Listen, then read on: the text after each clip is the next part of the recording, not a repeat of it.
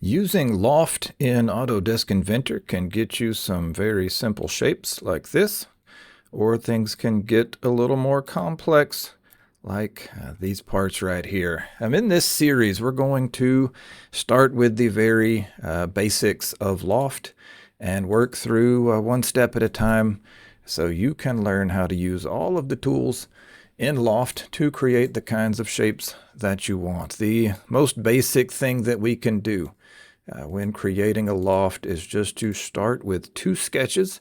Let's put a couple of shapes here on our first sketch. Let's just make this a rectangle and then finish that sketch.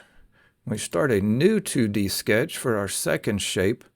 As long as we haven't created any solids yet, when we click on Start 2D Sketch, we can come down here to one of our origin planes, take the XY plane that I sketched on to start with, and then click and hold and drag. Let's take that -3 inches away from us.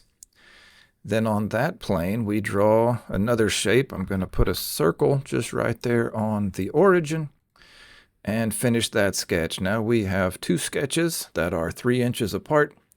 And when we click on Loft, we just click on one sketch, then the other sketch, and Loft forms a solid between them. Let's turn off that work plane so we can see things a little better.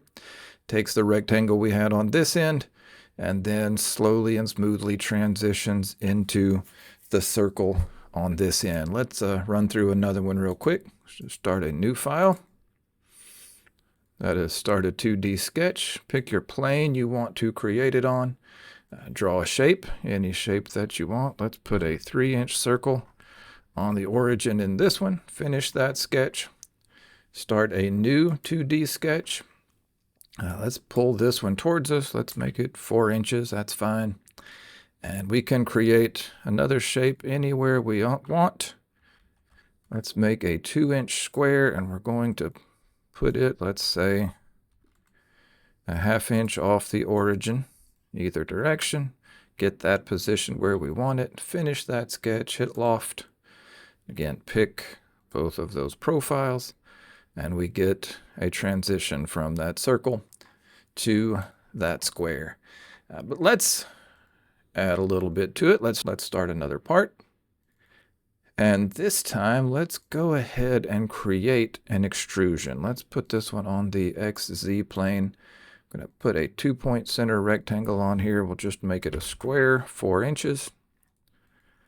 Finish that sketch. I'm not going to spend a lot of time on the basic things here. If you're on a video about Loft, I'm going to assume that you already know how to extrude and sketch and do the basics. So we're going to focus on Loft here. But here I have created this block. We're going to draw one of our shapes. We're keeping geometry simple so we can focus on the functionality of Loft, not so much on the sketching. But we'll put a 3-inch circle on top of that block. Now let's create a plane off of the top of this block. Come down here, click and hold and drag. We'll put it up 2 inches. Finish the sketch command, or finish the plane command, put a new sketch on there. Then we can put another shape. It can be a square or a rectangle. It can be another circle. It can be, let's put a polygon up here. Let's do a hexagon with 6 sides.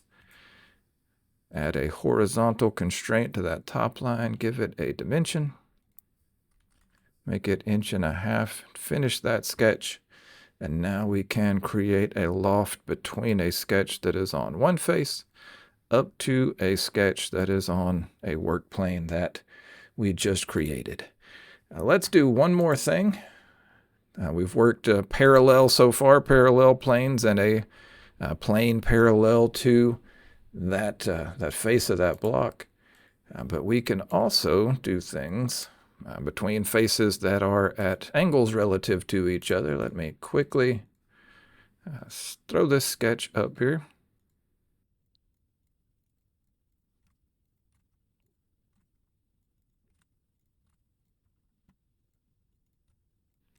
There we go. We've got the start of an angle plate.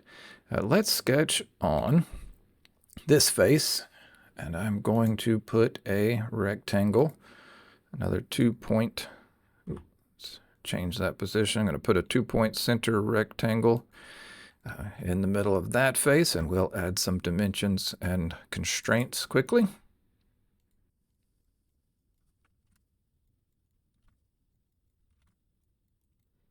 Okay, that gives me one finished sketch here on the bottom. Let's put another one on this face, and we'll make this one a little longer and skinnier. Again, just making all this up as I go.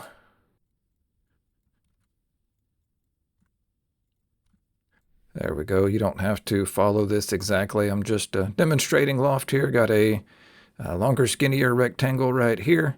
I got this one. Let's make this one wider so we can see more of the difference between the two. When we loft between these two sketches, we get a shape.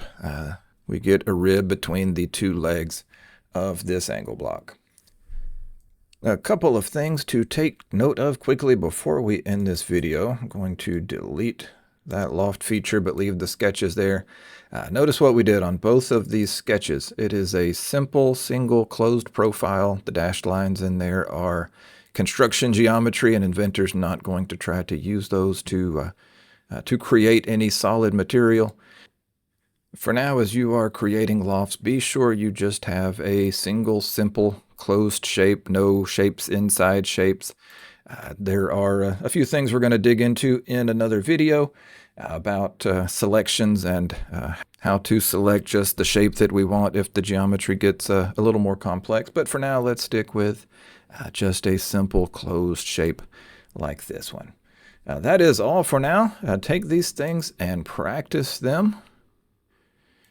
Just sketch on two faces, sketch on two planes, sketch on a plane and a face of a part, and practice working with Loft. In future videos, we're going to dig into all of the rest of these options and see what they mean and how to use them, and eventually get into some of the more creative possibilities like this.